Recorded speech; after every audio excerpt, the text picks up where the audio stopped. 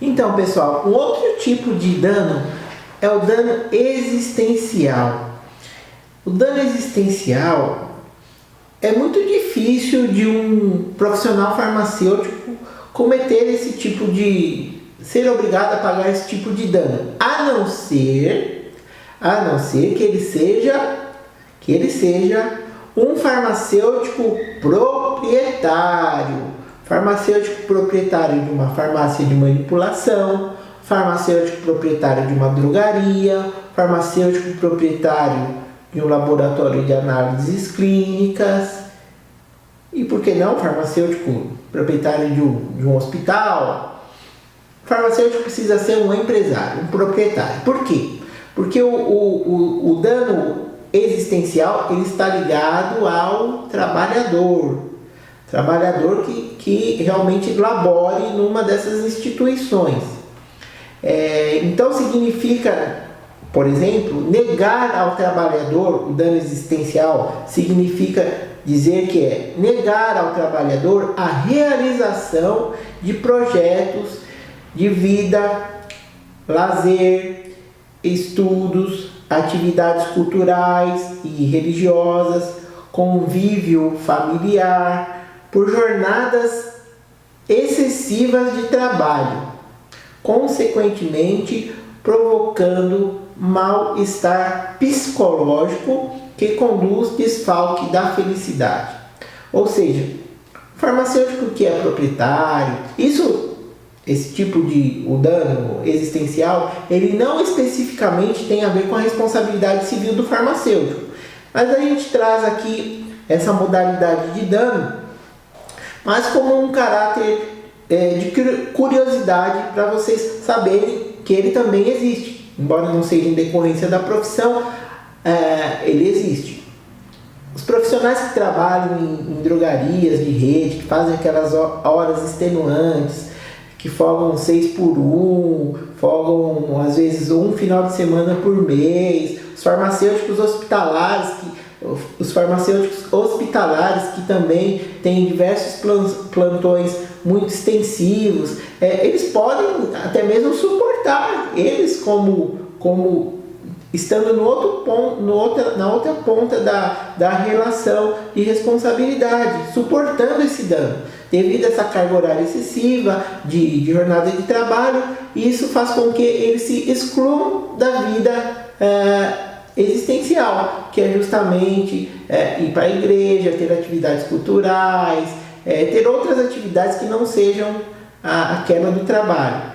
Esses tipos de trabalhadores, profissionais farmacêuticos que se encontram nesse estado, que vivem para o trabalho e não vivem para trabalhar, mas vivem para o trabalho, deixando de lado todas as outras atividades de convívio familiar e social, estão suportando o dano existencial e poderá ser requerido, por exemplo, na Justiça do Trabalho, quando de uma rescisão de contrato de trabalho ou mesmo durante a permanência no trabalho. Isso também pode ser requerido junto ao Poder Judiciário Trabalhista. A gente traz mais a título de curiosidade, depois vocês poderão analisar no material um conteúdo até mesmo do julgado, para vocês terem uma ideia de como isso é visto pelo Poder Judiciário Trabalhista. O importante aqui é enfatizar que o dano existencial ele tem que ser comprovado. Não adianta eu falar que, nossa, eu exerço 15 horas de trabalho no hospital como farmacêutico, isso me proíbe de ir à igreja. Se eu nem católico sou, ou se não sou evangélico, ou se realmente não frequento igreja, tem que se comprovar aquilo que se está falando, né? Então, o dano existencial ele tem que realmente ser comprovado. E se for comprovado, ele é passível de ser indenizado. Um outro tipo de dano, este sim, o dano estético, este sim está relacionado com a profissão, com o exercício profissional farmacêutico. Quem já nunca ouviu falar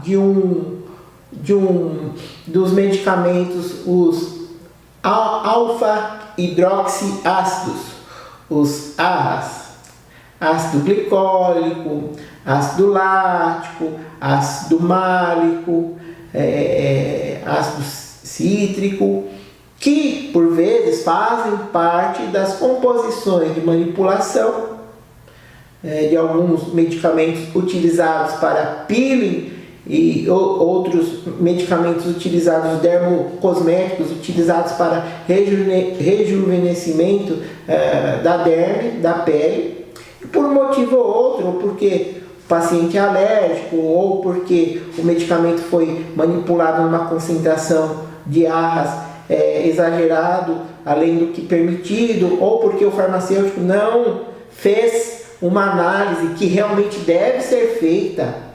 O farmacêutico magistral, ele não é um mero repetidor do que prescrito pelo médico ou outro prescritor. O farmacêutico magistral, ele tem o dever de realizar uma análise crítica daquela prescrição, justamente para que se possa combater incompatibilidades farmacotécnicas que elevem ou gerem metabólicos agressivos, neste caso que estamos dando a DERNIC da paciente, que levará realmente a suportar o dano estético, a queimadura, por exemplo, por todas essas questões envolvidas com AHAs. Isso é o mais comum do que se possa imaginar. Esse é o exemplo clássico que o farmacêutico, na responsabilidade civil, é obrigado a indenizar por dano estético. Uma manipulação errada na pesagem, no invase, de incompatibilidades que ocorram dentro da prescrição. Por isso, repito, deve-se analisar criticamente todo e qualquer tipo de prescrição magistral, porque o medicamento industrializado está pronto e acabado.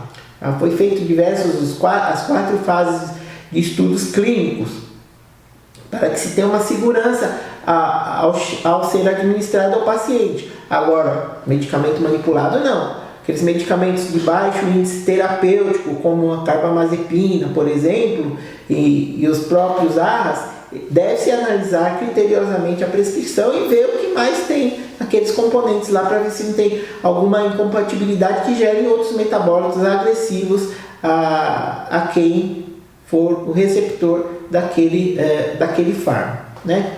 Então, o dano estético, ele não é apenas o aleijão, mas também as deformidades ou deformações outras, as marcas e os defeitos, ainda que mínimos, que podem implicar sobre qualquer aspecto no afetamento da vítima ou que pudessem vir a se constituir para ela numa simples lesão desgostante ou em permanente motivo de exposição ao ridículo ou inferiorizantes complexos.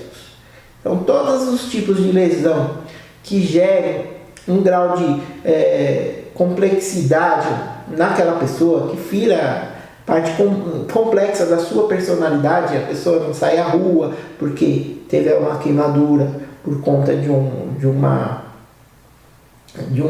ácido glicólico manipulado errado, ela teve uma paralisia facial por conta do efeito colateral de um medicamento que foi manipulado errado. Então, todas essas questões relacionadas à estética são passíveis de responsabilidade civil pelo profissional farmacêutico, capazes e possíveis de serem indenizáveis em favor do paciente. Então, muito cuidado ao se fazer análise crítica das prescrições magistrais. Isso é muito importante, pessoal. Professor, existe alguma possibilidade, mesmo que o paciente tenha sofrido um dano, existe algum tipo de excludente do dever de indenizar? Quais são os pressupostos que podem livrar o profissional farmacêutico de ter que custear o pagamento de uma indenização, mesmo se o paciente sofrer determinado tipo de dano estético, moral, material, Existe alguma excludente? Existe. E é isso que falaremos agora. Como já mencionamos, o dever de indenizar só existirá se houver o nexo de causa entre a conduta do agente, conduta do farmacêutico e o dano indenizável. As excludentes são situações que rompem, volto a repetir, as excludentes são situações que rompem o nexo de causa, que leve à concretude do fato danoso. E quais seriam essas situações de excludente? Quais são os tipos de excludente? A primeira delas é a culpa exclusiva da vítima. Professor, como isso pode ser trazido ao nosso âmbito da profissão? Culpa exclusiva da vítima. Vamos supor que o paciente chega à farmácia. Você dispensa o medicamento corretamente.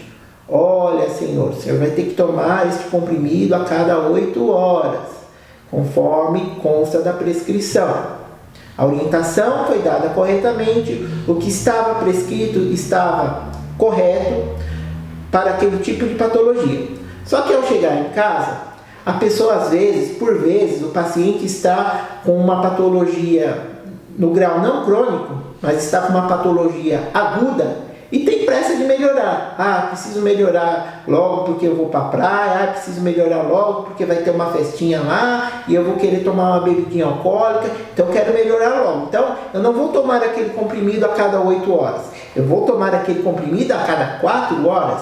E isto pode levar a uma superdosagem, os níveis de concentração plasmáticos aumentados, com um volume de distribuição aparente totalmente descompensado, pois aquele tipo de fármaco para aquele tipo de patologia deve ser administrado a cada 8 horas e não a cada 4 horas. Então, nesses casos, o indivíduo, o paciente, poderá ter um evento adverso. Neste caso, está presente uma excludente de ilicitude. O farmacêutico não será responsabilizado civilmente por isso. Por quê? Houve a culpa exclusiva da vítima, a culpa exclusiva do paciente, que não recepcionou as orientações corretas, orientadas pelo médico, pelo que estava na prescrição, pelo que orientado pelo farmacêutico. Esse é um exemplo de uma excludente de culpa exclusiva da vítima, no caso, culpa exclusiva do paciente. Um outro tipo de excludente que exime o profissional farmacêutico de ter que adimplir, pagar uma indenização ao paciente. Existe um outro tipo de excludente, além da culpa exclusiva da vítima? Sim, existe o famoso caso fortuito e de força maior. Que seria o caso fortuito e força maior? Seriam aquelas condições em que ocorreu algum determinado evento que não previsto pelo farmacêutico e também às vezes não previsto pelo paciente, que gerou fato danoso. Um exemplo: medicamentos higroscópicos ou medicamentos termoláveis. Esses tipos de medicamento, como nós sabemos, eles devem ser armazenados a contento por conta de ocorrer a perda da sua ação farmacológica ou por conta de ocorrer algum surgimento, uma ocorrência de um metabólito tóxico ao organismo do paciente. Então vamos supor que o paciente foi lá, comprou medicamento na farmácia, tinha farmacêutico presente, orientou corretamente, esse medicamento foi armazenado corretamente na residência do paciente, só que por um motivo ou outro, a funcionária colaboradora que ajuda na limpeza da casa lá, pegou aquele medicamento, fez uma faxina geral e deixou dentro do banheiro. Armazenou o comprimido dentro do banheiro. Aquele medicamento começou a absorver a água, por conta da umidade, e perdeu o efeito farmacológico ou gerou um metabólito tóxico. Então, nesse caso, está presente o quê? A excludente de caso fortuito ou força maior. Não foi culpa exclusiva da vítima, ou seja, não foi culpa exclusiva do paciente e nem tampouco incorreu o farmacêutico em uma das modalidades de culpa. Foi ocasionado justamente por uma terceira pessoa. Temos ainda outros tipos de excludentes que são consignadas no Código Civil, mas que por vezes não são relacionadas com a responsabilidade civil do farmacêutico. Colocamos mais a título de curiosidade, que para vocês saberem que existe a legítima defesa, que está relacionada ao âmbito criminal. Temos ainda o exercício regular de um direito, que está relacionada às autoridades policiais. Por exemplo, um policial atirou no meliante que estava por assaltar alguém, então ele estava no exercício regular da sua profissão, para defender a sociedade. O estado de necessidade. Bom, o estado de necessidade ele pode ser aplicado também ao farmacêutico.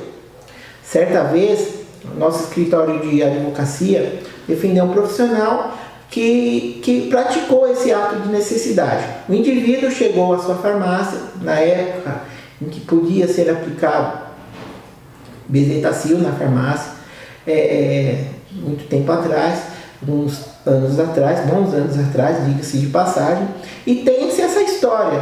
Esse caso não foi diligenciado pelo nosso escritório, mas tem-se esse caso relatado nos autos do processo. O indivíduo chegou à farmácia para tomar uma bezetacil, penicilina benzatina, e entrou em choque anafilático, com edema de glote. O farmacêutico, num ato do exercício regular de seu direito de tentar salvar a vida do indivíduo, fez o quê? Pegou uma caneta Bic, tirou a carga e perfurou a região da glote do paciente. Para quê? Para poder desobstruir aquela via aérea superior. Então, nesse caso, essa ação extrema foi necessária para se evitar o quê? O óbito do indivíduo, né? Por essas e outras que esse tipo de medicamento só foi proibido nas farmácias e drogarias e hoje só é administrado em ambiente hospitalar, justamente por conta dessa possibilidade de ocorrer o choque anafilático. Nesse caso, o farmacêutico não será responsabilizado civilmente, com dever de indenizar. Por quê? No exercício regular do seu direito, ele tentou salvar a vida do paciente e por conta disso está presente uma das modalidades de excludente de ilicitude.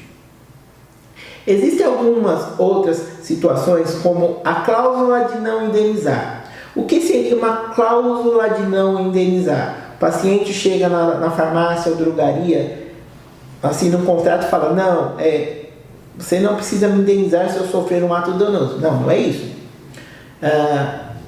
Existe a bula do medicamento. E na bula do medicamento que o indivíduo adquirir, lá constam diversos tipos de efeitos colaterais.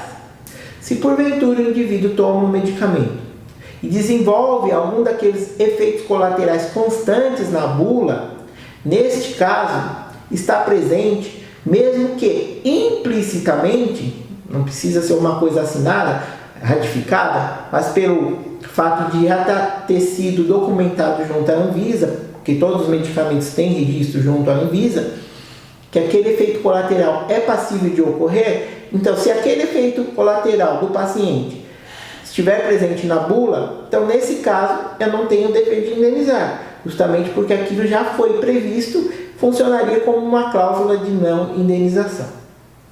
Existem os casos de prescrição, também, onde o indivíduo, o paciente, sofreu um ato danoso, só que demorou muito para entrar com uma ação judicial, pelo prazo que é preconizado, que não vem ao caso aqui, que é mais na parte jurídica, pelo prazo preconizado pelo Código de Processo Civil. Então ele prescreveu o seu direito, ele perdeu o direito de ação e nesse caso ele não poderá mais ingressar contra o profissional farmacêutico para ser indenizado.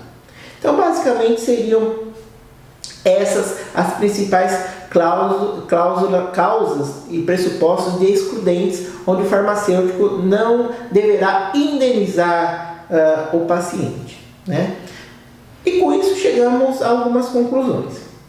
Diante do conceito, preceitos básicos, da responsabilidade civil, o propósito deste bate-papo, deste compartilhamento de ideias, foi trazer breves comentários acerca da responsabilidade civil do profissional farmacêutico, focando em sua atuação nos diversos âmbitos profissionais.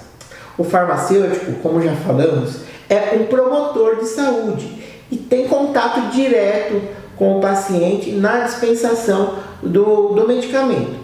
Sendo assim, esta dispensação, bem como todos os atos praticados dentro da drogaria, dentro do laboratório de análises clínicas, dentro da farmácia magistral, dentro de um departamento de controle de qualidade, de produção, de produto acabado, enfim, dentro de todos os âmbitos em que o farmacêutico pode exercer as ciências farmacêuticas, então devem ser realizados com o dever de cuidado, vigilância, prudência, procurando sempre observar e seguir as disposições que regulamentam a profissão e as boas práticas daquele determinado âmbito em que o farmacêutico trabalha. A não observância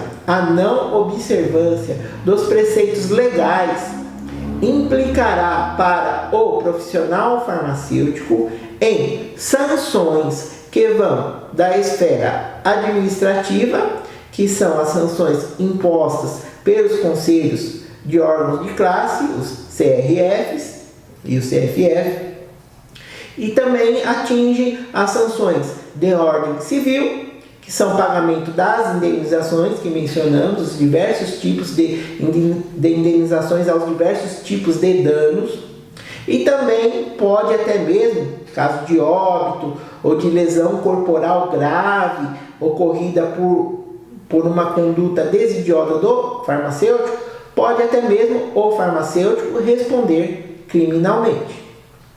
Na esfera civil, a responsabilidade do farmacêutico figura, como vimos, entre a negligência, imprudência e imperícia, sendo importante ressaltar que mesmo um ato praticado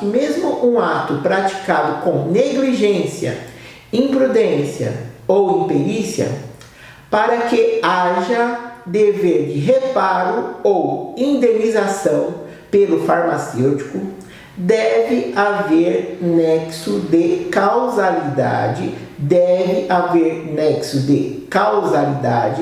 entre seu ato e o dano causado ao paciente.